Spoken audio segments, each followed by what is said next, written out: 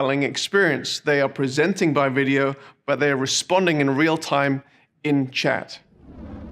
Let's talk about copyrights for a moment. It's important in building your event that you have the correct permissions to broadcast the content your schedule dictates to your audience for the duration of the time that you wish to broadcast. This means it's important, if you intend to live broadcast and keep the archive of the session afterwards, that you have the correct permissions of the on-camera individuals. If you're broadcasting music, it's important that you obtain the correct performance and broadcast permissions ahead of time. If you need help navigating this, you can talk with your Saudi's event manager who can point you in the right direction. Let's talk about user interface features for a moment. Every organization has internal language, behaviors, assumptions, and personalities. Operating within an organization for an extended period can blind you to such internalized communication. Yet this can be confusing to visitors and new attendees to your event.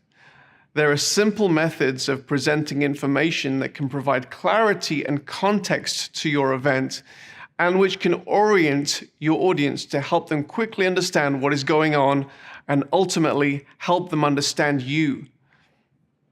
These components include bios.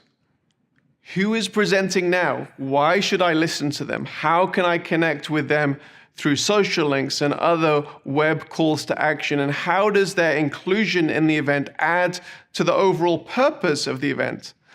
Saudi's typically recommends you include headshots, bios, and links to your presenters, and we can provide the total list of presenters or pop-out modals, which will change throughout the event as your presenters on stage change.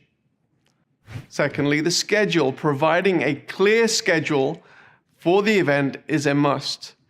We typically do this two ways, with an at-a-glance approach as well as providing an interactive timeline under the main video player, which progresses throughout the event and gives the ability for the audience to see where they are at within the context of the whole event. Calls to action, or CTAs, are highly related to your main purpose and the metrics of success for your event. These should generally be decided ahead of time. You shouldn't overload your audience with CTAs, but they are super helpful in being clear with your audience about what you would like them to do, so don't leave them out.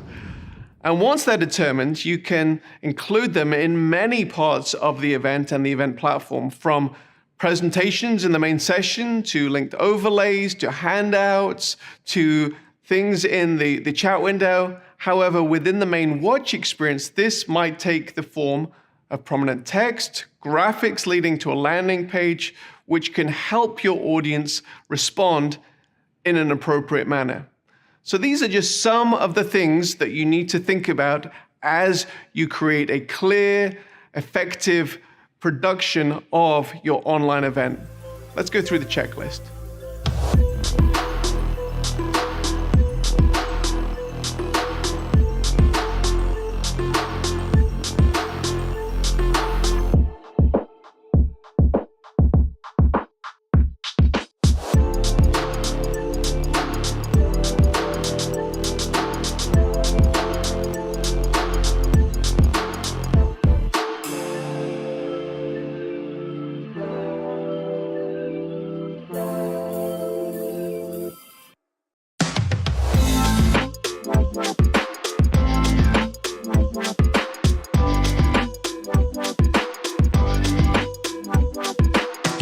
In this session, we want to take some time to discover how you can get your audience involved in the event.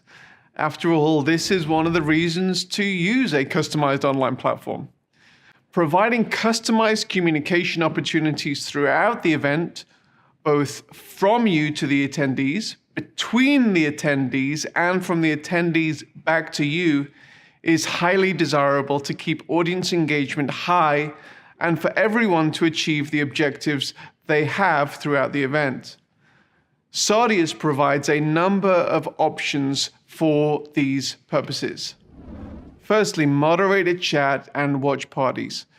Providing your audience with the ability to chat as a group or as a smaller geographic or affinity-based watch parties has become an expected feature in recent years.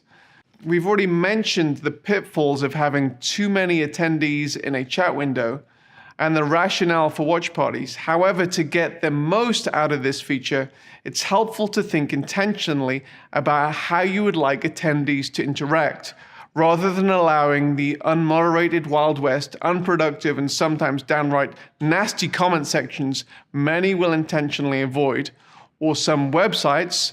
And for your comfort, because we provide moderated chat, we both flag and mute offensive language and provide moderators the ability to mute trolls so that they can continue their trolling behavior to their heart's content, oblivious to the fact that they have been placed in a cone of silence.